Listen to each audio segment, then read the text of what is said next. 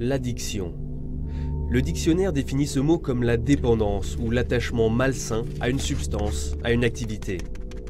Si le terme s'associe le plus souvent avec cocaïne, jeux d'argent ou héroïne, il existe également des addictions au sucre. L'image peut faire sourire, mais à Bordeaux, des chercheurs prennent l'addiction au sucre très au sérieux. Derrière cette réalité un peu enfantine, innocente, en fait, se cache une autre réalité. C'est celle de la surconsommation de produits riches en sucre et de toutes les complications médicales que cela entraîne. Depuis 10 ans, l'équipe de Serge Ahmed travaille sur le potentiel addictif du sucre chez l'animal. Une expérience a été mise en place pour tenter de répondre à une question simple. Est-ce qu'une eau sucrée peut être aussi désirable qu'une injection de cocaïne ? Ce rat a été habitué pendant plusieurs semaines aux deux récompenses. L'expérience se déroule dans cette cage un peu particulière. On propose à l'animal un choix entre une dose intraveineuse de cocaïne très efficace d'un côté, ici à droite, et à gauche, on lui propose en fait un petit accès de quelques secondes en fait à une sensation sucrée sous la forme d'une boisson sucrée contenant du saccharose. Toutes les 60 secondes, le rat fait son choix. Un choix clair, il préfère le sucre.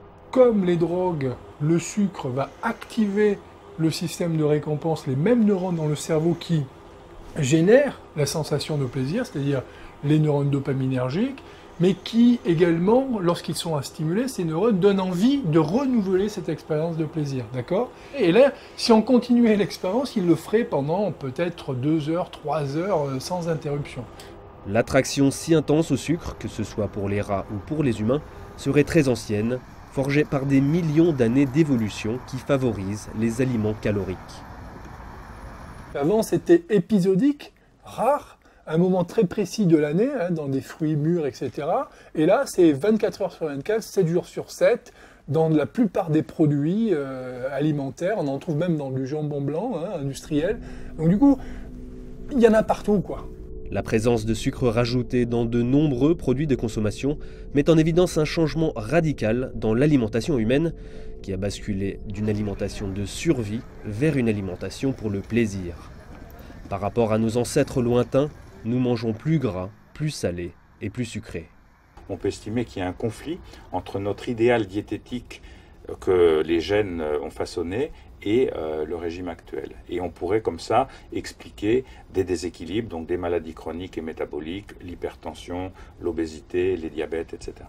Si notre évolution nous a permis de nous adapter à l'environnement d'il y a 10 000 ans, désormais notre environnement, nous le créons nous-mêmes. C'est notre culture. Nous devons en fait nous adapter à notre propre culture. Donc on a nos gènes pour le faire, mais on a aussi nos comportements. Et c'est vrai que devant une épidémie d'obésité, la société ne reste pas les bras croisés. Donc on réagit, on enlève les sucres rapides dans les distributeurs des écoles, etc. Et on peut corriger cette épidémie. Il ne faut pas imaginer qu'on va prolonger des courbes et qu'il y aura de plus en plus d'obèses, etc. En fait, on voit même déjà un fléchissement parce qu'il y a des politiques publiques réactives. Et donc quand même, avant tout, en matière d'alimentation chez l'homme, c'est la culture qui prédomine sur les gènes.